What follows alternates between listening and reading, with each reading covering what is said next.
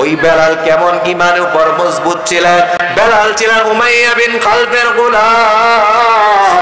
বেলাল উমাইয়ার গোলাম হওয়ার পর বেলালের জবান দিয়ে যখন আল্লাহর জিকিরের আওয়াজ হয়, উমাইয়া ডাক দিয়ে বলে, ও বেলাল, তুমি যদি আমি উমাইয়ার হাত থেকে বাঁচতে চাও তাহলে মুহাম্মদের কালিমার দাওয়াত বাদ দিয়ে দাও, মুহাম্মদের ধর্ম বাদ দিয়ে দাও, মুহাম্মদের রবের জিকিরের আওয়াজ বাদ দিয়ে দাও। বেলাল ডাক দিয়ে বলে, উমাইয়া, তুমি আমি বেলালকে জীবনের ভয় দেখাইবা না, কারণ আমি বেলাল জীবনের মায়া আমার অন্তরের মধ্যে নাই। আমি বেলালের অন্তরের মধ্যে শুধু একমাত্র জান্নাতের ঈমানের মায়া। সুবহানাল্লাহ। বলে আমার অন্তরে আমার রবের ভালোবাসা, আমার অন্তরে আমার জীবনের কোনো ভালোবাসা নয়। আমি আমার রবকে ভালোবাসি। আমি আমার রবের জন্য যদি গর্দান দিতে হয় আমি বেলাল গর্দান দিতে রাজি আছি। তারপরে আমি আমার রবের জিকিরের আওয়াজ বন্ধ করব না। এই কথা মাত্র বলা মাত্রই উমাইয়া বেলালের হাতের মধ্যে রশি লাগাইয়া, বেলালের কোলার মধ্যে রশি লাগাইয়া, বেলালের পায়ের মধ্যে রশি লাগাইয়া, বেলালকে মক্কার উত্তপ্ত বালুর মধ্যে শুয়াইয়া বেলালকে এমন আঘাত করা হয়, বেলালের জবান দিয়া আহাদ আহাদ আহাদ আহাদ, আমার আল্লাহ আমার আল্লাহ, জীবন চলে যাবে, আমি আমার রবকে কোনোদিন বলতে পারবো না। এই কথা বলা মাত্র উমাইয়া বেলালের জিহ্বার মধ্যে ফেরাক মারছে, বেলালের জিহ্বার মধ্যে পাথর রাখছে গো। বেলালের জিহ্বা লড়ে, জিহ্বা লড়ে, বেলালের জিহ্বা লড়া বন্ধ হয় না, কারণ বেলালের জিহ্বা বন্ধ করতে পারে, বেলালের ঈমানের আওয়াজ বন্ধ করতে পারে না, ঠিক কিনা? বেলাল আওয়াজ দেয় আল্লাহর জন্য। ওই বেলালের সম্মান আমার আল্লাহ কত বাড়িয়ে দিয়েছে, ওই বেলালের কত দাম, কত দাম। পয়গম্বর সাহাবায়ে কেরামকে ডাক দিয়ে বলেন, ও সাহাবায়ে কেরাম, আজকে তোমাদেরকে নতুন একটা কথা শোনাইবো। সাহাবায়ে কেরাম আশ্চর্য হয়ে গেলেন, নবী আমাদেরকে নতুন কথা শোনাইবেন? সাহাবায়ে কেরাম জানতে চান, পয়গম্বর নতুন কথাটা আবার কেমন কথা? পয়গম্বর ডাক দিয়া বলে, এ সাহাবায়ে কেরাম, তোমরা সবাই জানো আমি নবীর আগে কেউ জান্নাতে যাইবে না। তোমরা সবাই জানো আমি নবীর আগে কেউ জান্নাতে পা রাখবে না। এই কথাটা পূর্বের নবীরাও ভালোভাবে জানে, কিন্তু তোমরা জানো আমার আল্লাহর হিকমত বুঝা বড় তাই আমার আল্লাহ আমি পয়গম্বরের আগে একজন সাহাবীকে জান্নাতের মধ্যে ঢুকায়া দিবেন। সাহাবায়ে কেরাম তো আশ্চর্য হয়ে গেলেন।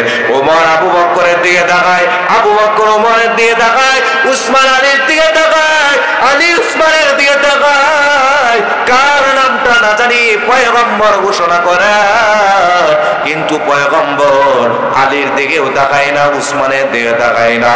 আমার নবী কালু সাহাবী বেলালের দিকে তাকায় বলে, আমার বেলাল আমি নবীর আগেও জান্নাতে প্রবেশ করবে। বলে আশ্চর্য হয়ে গেলেন, আরে বেলাল সবার আগে জান্নাতে যাইবে, কিভাবে সম্ভব? পয়গম্বর বলেন, এ সাহাবায়ে কেরাম, আমি নবী সবার আগে জান্নাতে যাইব, কিন্তু আমার আল্লাহর হিকমত বোঝা বড় দায়। আমি নবী যেই উটনির উপর সওয়ার হইয়া জান্নাতের মধ্যে ঢুকবো, এই উটনির রশি থাকবে কালো সাহাবী হযরত বেলালের হাতে। ওই উটনির রশি থাকবে হযরত বেলালের হাতে। বলেন তো দেখি, যার হাতে রশি থাকবে এটাই পিছনে থাকবে না সামনে থাকবে? আর বলেন কোথায়? বলে আমার কালো সাহাবী বেলাল আমাকে টাইনা টাইনা জান্নাতের মধ্যে ঢুকাইবে। এই সম্মান কি এমনি হয়েছে না আল্লাহর ভয়ের জন্য হয়েছে? কার ভয়ের জন্য? বেলালের জীবন যৌবন চলে যাবে, তারপরেও আমার আল্লাহর জিকির আওয়াজ বন্ধ করবে না, তারপরেও দিন ইসলাম থেকে সরে যাইতে পারবে না, কারণ অন্তরে বড় ভয়। এই দুনিয়ার কিসের ভয়? সবচেয়ে বড় ভয়ানক অবস্থা হলো কাল কিয়ামতের ময়দান, ঠিক কিনা? এই জন্যই তো আল্লাহ বলেন, এ বান্দা মুত্তাকি বান্দা যদি হতে পারো আমি আল্লাহ ওই মুত্তাকি বান্দার জন্য সুসংবাদ রেখে দিলাম। আল্লাহ বলেন এই দুনিয়ার জমিনে টাকাওয়ালা আমি আল্লাহর কাছে সম্মানিত নয়, এই দুনিয়ার জমিনে গাড়ি বাড়ির মালিক আমি আল্লাহর কাছে সম্মানিত নয়, এই দুনিয়ার জমিনে রাজা বাদশা আমি আল্লাহর কাছে সম্মানিত নয়, এই দুনিয়ার জমিনে কারা সম্মানিত আমার মালিক জানায়া দেন ইন্না আকরামাকুম ইনদাল্লাহি আতকাকুম ইন্নাল্লাহা আলিমুন খাবীর। আবার আল্লাহ বলেন যে বান্দার অন্তরের মধ্যে আমি আল্লাহ ভয় থাকবে আমি আল্লাহ ওই বান্দাকে দুনিয়ার জমিনে সম্মানিত বানায় দেই। সুবহানাল্লাহ। ওই বান্দা দুনিয়ার জমিনেও সম্মানিত, ওই বান্দা কবরেও সম্মানিত, ওই বান্দা পরকালেও সম্মানিত। বলে ওই মুত্তাকি বান্দার সম্মান কোন জায়গায় শেষ হবে না। সুবহানাল্লাহ। ওই বান্দার সম্মান শুধু বাড়বে, শুধুই বাড়বে। এ বান্দা শুধু তাই নয়, আমার জমিনে আমি আল্লাহকে ভয় করে যখন বান্দা চলবে আমি আল্লাহ বান্দার জন্য কত রকমের সুসংবাদ রাখলাম। এ বান্দা তুমি জানো তোমার রিজিকের অবস্থাটা আমি আল্লাহ কেমন করে দিব, সেটাও আমার মালিক ডাক দিয়া জানায়া দেয়। ওয়া মাইয়াত্তাকিল্লাহা ইয়াজআল লাহু মাখরাজা ওয়া ইয়ারযুকুহু মিন হাইসু লা ইয়াহতাসিব। আল্লাহু আকবার। বলে যে বান্দা বান্দি দুনিয়ার জমিনে আমি আল্লাহকে ভয় করবে আমি আল্লাহ ওই বান্দা বান্দির দুনিয়ার জমিনে তার রিজিক কেমন জায়গা থেকে ব্যবস্থা করে দিব ওই বান্দা কোনোদিন কল্পনাও করতে পারবে না, ওই বান্দা বান্দি ধারণাও করতে পারবে না। আমি আল্লাহ অটোমেটিক তার সামনে রিজকুন কারীম সম্মানের রিজিক আমি আল্লাহ ব্যবস্থা করে দিব। সুবহানাল্লাহ। আল্লাহ বলেন শুধু তাই নয়, ওই মুত্তাকি বান্দার মরণটাও হবে জান্নাতি মরণ। সুবহানাল্লাহ। ওই মুত্তাকি বান্দার মরণটা কেমন হবে সেটাও আমার মালিক বলেন। বান্দা দুনিয়ার জমিনে 50 বছর আমি আল্লাহর ভয় নিয়ে চলছিলাম, এই 50 বছর বল চাইলেও বান্দা গুনাহ করো না, আমি আল্লাহ তোমাকে ভুলি না। ওই বান্দার মরণ যখন চলে আসবে, আজরাইল যখন তার কাছে পাঠানো হইবে, আজরাইল পাঠানোর পূর্বে আমার মালিক ওই বান্দার কাছে রহমতের ফেরেশতা পাঠায় দিবেন। সুবহানাল্লাহ। আমার আল্লাহ তাআলা দিয়া বলবেন তাতানাজ্জালু আলাইহিমুল মালাইকা। ও ফেরেশতা যাও মাওনা উত্তরপাড়া আব্দুল করিম আব্দুর রহিমকে আমি আল্লাহ সুসংবাদ শুনায়া দাও। ওই বান্দার ছোট্ট আমি আল্লাহ 3টা সুসংবাদ দিব, ওই বান্দার 1 নম্বর সুসংবাদ আমার রব ডাক দিয়া বলেন আল্লাহ তাখাফু। ওই বান্দা মরণে কোনো ভয় নাই, ওয়ালা তাহজানু।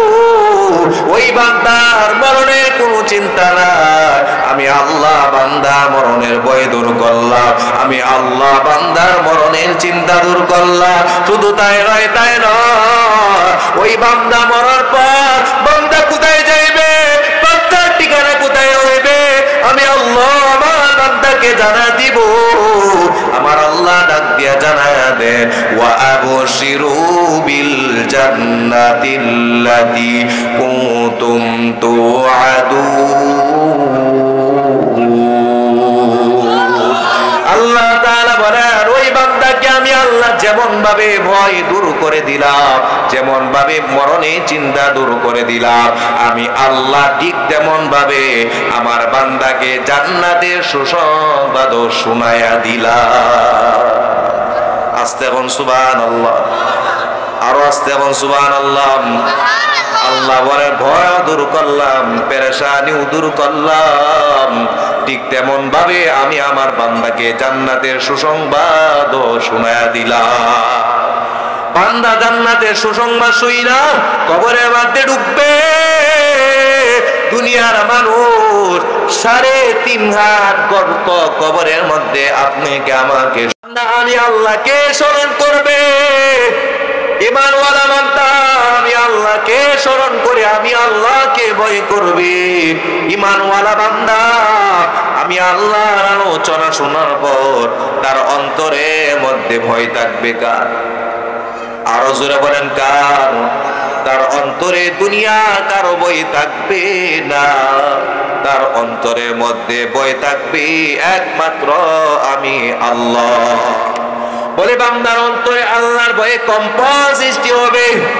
ওই বান্দা যখন আল্লাহর ভয় অন্তরের মধ্যে ঢুকাইবে, ওই বান্দা যখন তাকওয়ার মেডিসিন অন্তরের মধ্যে ঢুকাইবে, ওই বান্দার অবস্থাটা কেমন হয়ে যাইবে?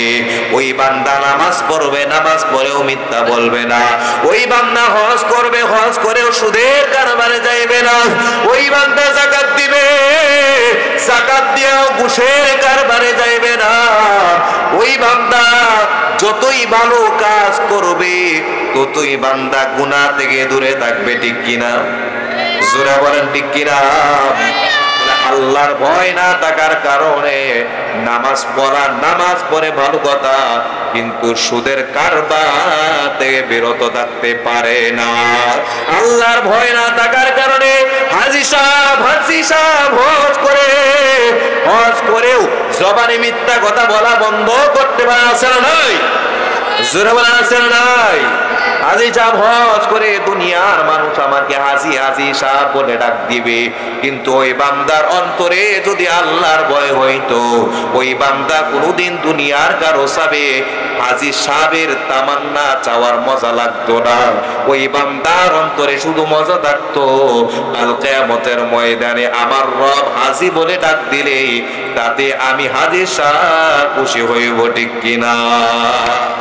এটা ছিল আল্লাহর ভয়ের অবস্থা। ছাত্র অন্তরে আল্লাহর ভয় যদি দুই কাজ হয়, ওই ছাত্র কোনোদিন উস্তাদের সাথে বেয়াদবি করবে না। সন্তানের অন্তরে যদি আল্লাহর ভয়ে ঢুইকা যায়, সন্তান মা বাবার সাথে বেয়াদবি করবে না।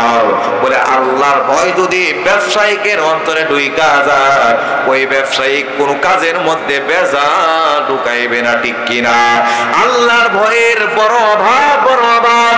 এ মুসলমান, দুনিয়ার কোন রাষ্ট্রপ্রধানের অন্তরে যদি আল্লাহর ভয় ঢুইকা যায়, ওই রাষ্ট্রপ্রধান কোনোদিন দুর্নীতির মধ্যে হাঁটবে না। ওই রাষ্ট্রপ্রধান কোনোদিন অন্যায়ভাবে নিরোহী সাধারণ মানুষের উপর গুলি চালাইতে পারবে না, ঠিক কিনা? ওই রাষ্ট্রপ্রধান মানুষের উপর চেপে বসবে না। ওই আল্লাহর ভয় কোথাও নাই। এই জন্য সব জায়গায় শুধু বেজাল আর বেজাল। এই বেজাল যদি দূর করতে চায়, আল্লাহর ভয় অন্তরে ঢুকান। আল্লাহর ভয় যদি অন্তরে ঢুকা যায়, এই সমাজের সমস্ত মানুষগুলো দুর্নীতি মুক্ত সমাজ গঠন হবে, ঠিক কিনা?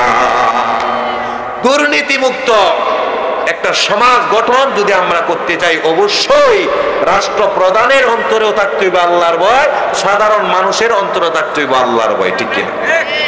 আরজ দে বলেন ঠিক কিনা? এই জন্য যুবক ভাই, আমার রব বান্দাকে ডাক দিয়া বলে, এ বান্দা আমি আল্লাহ যে বললাম আমি আল্লাহকে ভয় করো। এ বান্দা আমি আল্লাহ তো ভয়ানক না। এ বান্দা আমি আল্লাহ তো ভয়ানক না। বান্দা কেন ভয় করবা জানোই? আমি আল্লাহর আযাব হইল ভয়ানক আযাব। এই জন্য আমি আল্লাহর আযাবকে ভয় পাও। ভিন্ন আয়াতের মধ্যে আমার মালিক ডাক দিয়া জানা দে, বলে বান্দা কেনই বা আমি আল্লাহকে ভয় করবা? আল্লাহ বলে, ইয়া আইয়ুহান নাসু তাকু রাব্বাকুম ইন্না জালজালাতাস সাআতি শাইউন আযীম। এ বান্দা আমি আল্লাহকে ভয় করো। কেন কেন কেন? বলে কিয়ামতের কম্পন হবে খুব ভয়ানক। এই কিয়ামতের আযাব তুমি সহ্য করতে পারবা না, এই কিয়ামতের কম্পন বান্দা সহ্য করতে পারবা না। এই জন্য জমিনে আমি আল্লাহকে ভয় কর। জমিনে যদি আমি আল্লাহকে ভয় করতে পারো, আমি আল্লাহ কিয়ামতের ময়দানে ওই বান্দার অন্তর থেকে ওই ভয় দূর করে দেব। সুবহানাল্লাহ। এই জন্য আল্লাহ বারবার বলে, বান্দা আমি আল্লাহকে ভয় করো। বিনয়াতের মধ্যে আল্লাহ তাআলা মুমিন বান্দা বান্দিকে সতর্ক করে জানিয়ে দিয়েছে, বলে বান্দা আমি আল্লাহকে কতটুকু ভয় করবা জানোনি? আমার আল্লাহ ডাক দিয়ে জানায় দেন, ইয়া আইয়ুহাল্লাযীনা আমানুত্তাকুল্লাহ হাক্কা তুকাতিহি ওয়া লা তামুতুন্না ইল্লা ওয়া আনতুম মুসলিমুন। এই কালামে জিন্দা কুরআনে হাকিম হিকমতে লা ইয়াজালাস্তু কাদিম জামিউল ইলমি ফিল কুরআনে হাকিম তাকাসুরাত আনহু আফহামুর রিজালি বাকা কুরআন কালামুল্লাহ বশর কাদিমাসি নুইলা আল্লাহু আকবার। আল্লাহ তাআলা বলেন, ইয়া আইয়ুহাল্লাযীনা আমানুত্তাকুল্লাহ, এই বান্দা বান্দা বান্দি আমি আল্লাহকে ভয় কর। বলে বান্দা কতটুকু ভয় করতে হবে জানোনি? হাক্কা তুকাতি, ভয়ের মতো ভয় করো। এ বান্দা আমি আল্লাহকে ভয় করার পর ওই বান্দা আমার জমিনে কোনোদিন গুনাহ করবে না, ওই বান্দা আমার জমিনে কোনোদিন গুনার পথে হাঁটবে না, এই বান্দা আমার জমিনে কোনোদিন চোখ দিয়া বেগানা নজর দিয়ে দেখাইবে না, এই বান্দা আমার জমিনে জবান দিয়া মিথ্যা বলবে না, এই বান্দা আমার জমিনে কোনোদিন গীবত গাইবে না, ওই বান্দা আমার জমিনে কোনোদিন নামাজ ছেড়ে দুনিয়ার কাজে ব্যস্ত হবে না। ঠিক কি না? বলে বান্দা কেন এই ভয় করবা? আল্লাহ বলেন, ওয়ালা তামুতুন্না ইল্লা ওয়া আনতুম মুসলিমুন। আল্লাহ তাআলা বলেন পরিপূর্ণ ঈমানদার মুসলমান না হয়ে কবরের মধ্যে আসবা না। বলে বান্দা পরিপূর্ণ ঈমানদার মুসলমান না হয়ে যদি কবরে যাও, সেই কবর আর কবর থাকবে না, সেই কবরটা জাহান্নামে গর্ত হয়ে যাইবে। নাউজুবিল্লাহ। এই জন্য আল্লাহ তাআলা বলেন, বান্দা ভয় করলে ঈমান মজবুত হয়, ঈমানটা তাজা হয়, ঈমানটা সফল হয়। সুবহানাল্লাহ। বলে আমার ভয় দ্বারা ঈমান মজবুত হয় না, তাজা হয় না, ভালো হয় না। বলে কি হয়? কালো হয়, কালো হয়। এই ঈমান দিয়ে বান্দা আমার জমিনে ভালো কাজ করতে ভালো লাগবে না, আর যখন ভয় অন্তরের মধ্যে ঢুইকা যাইবে, ওই ঈমান দিয়া আমার জমিনে ভালো কাজ করতেও মজা লাগবে। যেমন ছিলেন হযরত বেলালের ঈমান। বেলাল ছিলেন কালো সাহাবী বেলাল। ওই বেলালকে দুনিয়ার সবাই অপছন্দ করেছে, কিন্তু বেলালকে পছন্দ করেছেন কে? আরো জোরে বলেন কে? বেলালকে পছন্দ করেছেন আমার আল্লাহ। এই যুবক ভাই, বৃদ্ধ বাজার, দুনিয়ার জমিনে দুনিয়ার মানুষ সৌন্দর্য, চেহারা সৌন্দর্য মানুষকে বেশি পছন্দ করে। ঠিক কিনা? বলে সৃষ্টির দৃষ্টিতে মানুষের চেহারার বড় দাম হয়। বলে দুনিয়ার জমিনে টাকাওয়ালাকে মানুষ সম্মানিত করে, দুনিয়ার জমিনে ক্ষমতাওয়ালাকে মানুষ সম্মান করে, কিন্তু যুবক ভাই, বৃদ্ধ বাজার, ওই বেলালের অবস্থা কেমন? বেলালের চেহারা ছিল কালো, কিন্তু কলবটা ছিল সুন্দর। সুবহানাল্লাহ।